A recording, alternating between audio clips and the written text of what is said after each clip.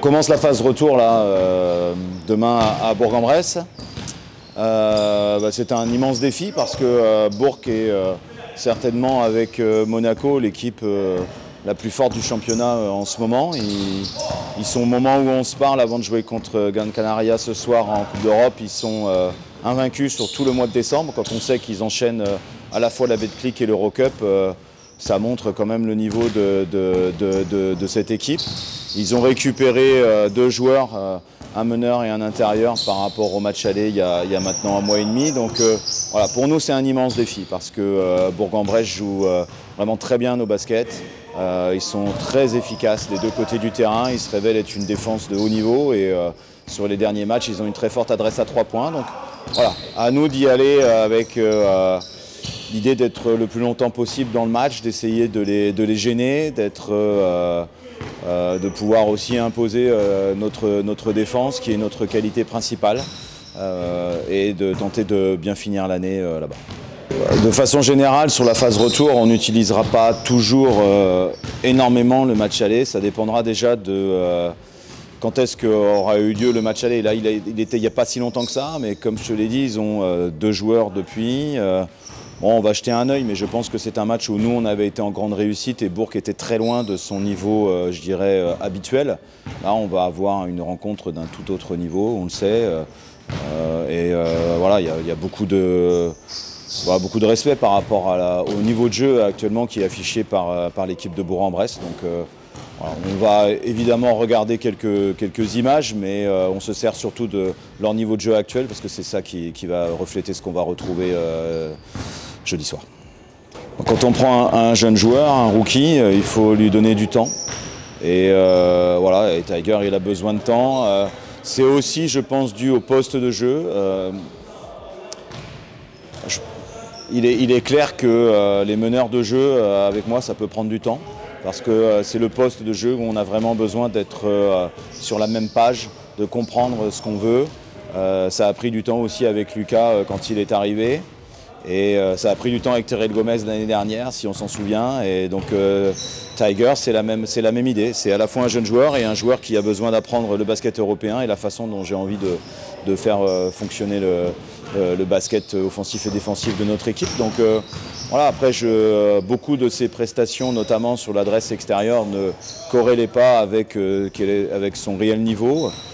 Son adresse à 3 points était assez intéressante à UCLA lors de ses 2 dernières saisons. Donc là, le 4 sur 5 qu'il met sur le dernier match, évidemment, c'est super pour lui, c'est une très bonne chose pour nous.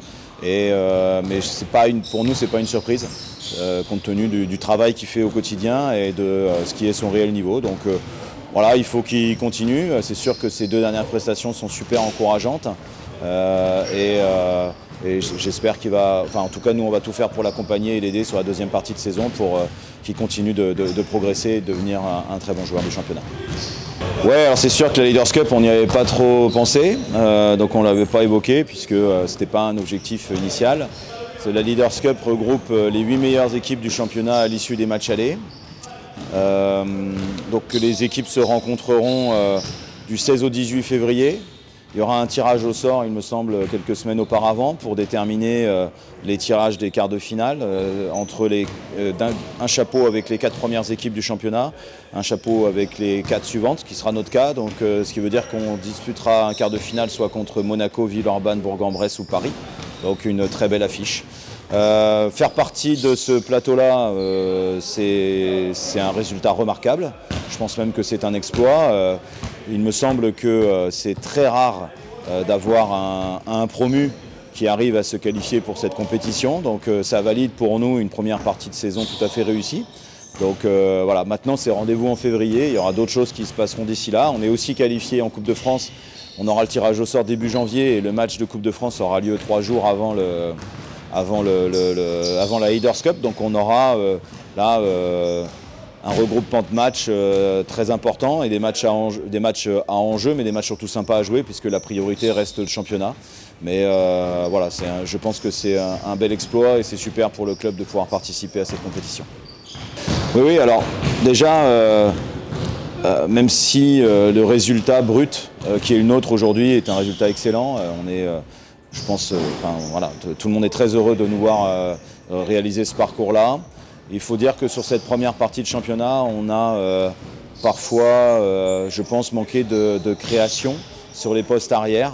J'ai trouvé que notre création dans le jeu par l'agressivité, par le pick and roll dépendait un petit peu trop de Tiger et de Lucas. Et donc quand on est en cours de saison, c'est souvent le marché qui décide, donc on est toujours alerte par rapport à ce qui peut se passer, par rapport aux opportunités. Et Yiftar a été libéré de Grenade. C'est un joueur international israélien qui chez nous va évoluer sur ce qu'on appelle le poste de combo guard, donc c'est un poste 2 capable d'aider aussi à la main, mais c'est surtout un très bon créateur. Donc il va, je pense, amener vraiment le lien que je recherche encore un petit peu dans notre jeu offensif entre nos shooters et nos deux meneurs de jeu. Donc c'est un joueur qui a un bon QI basket, qui joue au Maccabi Tel Aviv l'année dernière et qui est aussi un bon défenseur, parce que nous, ce qu'on recherche aujourd'hui, c'est tenter d'améliorer l'équipe sans la déséquilibrer. Donc il nous a semblé que Yiftar vraiment correspondait à ce profil. Évidemment, les retours aussi sur la personnalité de ce garçon sont très très bons. Bon, il est avec nous depuis quelques heures maintenant, mais bon, on a affaire à quelqu'un de très souriant, jovial, qui est très heureux de nous rejoindre. Donc on verra dans les semaines qui suivent, mais je suis très heureux de l'accueillir vraiment.